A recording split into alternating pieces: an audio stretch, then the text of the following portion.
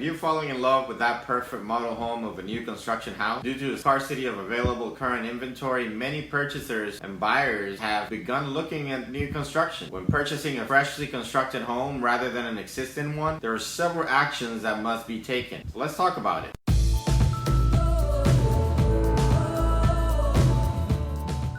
Hey guys, welcome back to my channel. If this is your first time to this channel and you want to know everything about working, eating, sleeping, living, playing, and many other things here in Maryland or DC, then make sure to hit that subscribe button right below. Click the little bell so you're notified every time we do a video. And if you're thinking about moving, relocating, or coming here to stay, make sure to give me a call, shoot me an email, send me a text, and I'll help you out. To ensure a smoother process, keep in mind the following things you're planning to purchase that new construction home. Number 9, ask for references. When purchasing new construction, one of the most important steps is to request recommendations from the builder. They're going to be your best resource for determining the builder's responsiveness. As an example, how well the house is constructed and how well it maintains over time. The builder should be able to offer you with references with people who reside in the house they built. They do not provide you with anyone, then that's a serious problem and, in my opinion, a major red flag. Therefore, do not be afraid to ask. Always ask.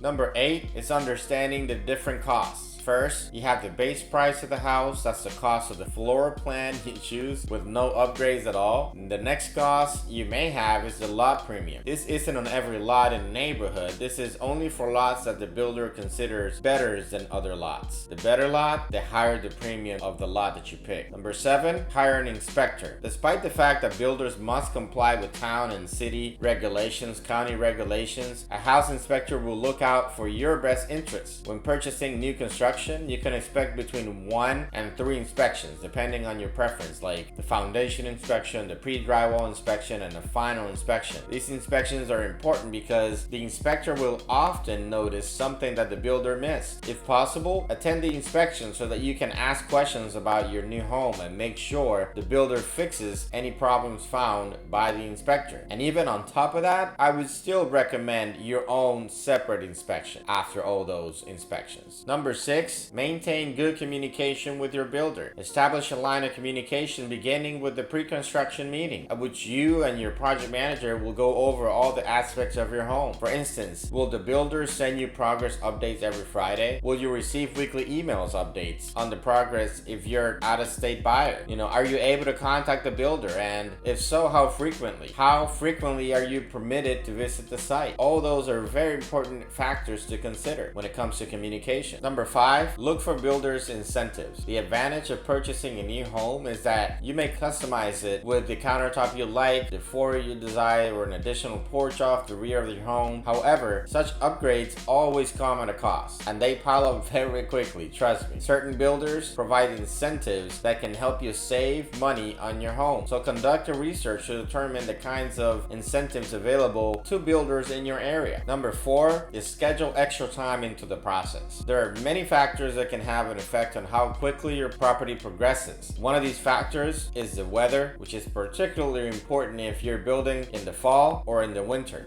Rain can delay the pouring of a foundation. Another important procedure is at the start of the construction, while snow can cause pipes to freeze and slow your timeline. Number 3, visit the site often. As previously stated, plan with your project manager at least once a week to observe how your home is progressing. It's natural for someone who isn't present at all times to ignore little details that the builder may have overlooked or forgotten. Additionally, remember to snap photographs. You may want to keep them for later to determine the exact location of a pipe or electrical connections that may have been concealed by drywall. Number 2, negotiating with builders. Builders don't like to negotiate their base prices. They have to keep these prices similar because they're selling a whole bunch of the same model. So as long as people are buying their homes, they have no reason to negotiate the prices. However, builders are more receptive to negotiate things like terms or credits. So instead of asking for a $10,000 reduction in the house price, have your agent ask for $10,000 in credits towards the design center or closing costs. Not every builder is going to give you credits. They might not want to negotiate. It completely depends on how popular their product is. And number 1, I have to say it, is get a realtor. Realtors represent new construction purchases on a daily basis, which can be confusing for buyers because because they enter a model home, meet a sales representative, and that sales representative can answer all their questions regarding the home sale. However, those sales representatives, they work for the builder, and you should want one working for you as well. Especially if you find a realtor who is experienced in new construction process, a realtor's advice can be really beneficial. If feasible, choose your realtor before visiting the model house, because if you register with the builder or the model house, fill out the small card they give you when you first come in and do not disclose that you have a realtor. The builder may decide not to deal with your realtor later in the process. If you're getting close to writing a contract, you may have to bring in a realtor at the last minute. So remember, a realtor's advice will be beneficial throughout the process. Watching your home come to life is a wonderful experience, but that can sometimes come with hassles. To avoid some of these headaches,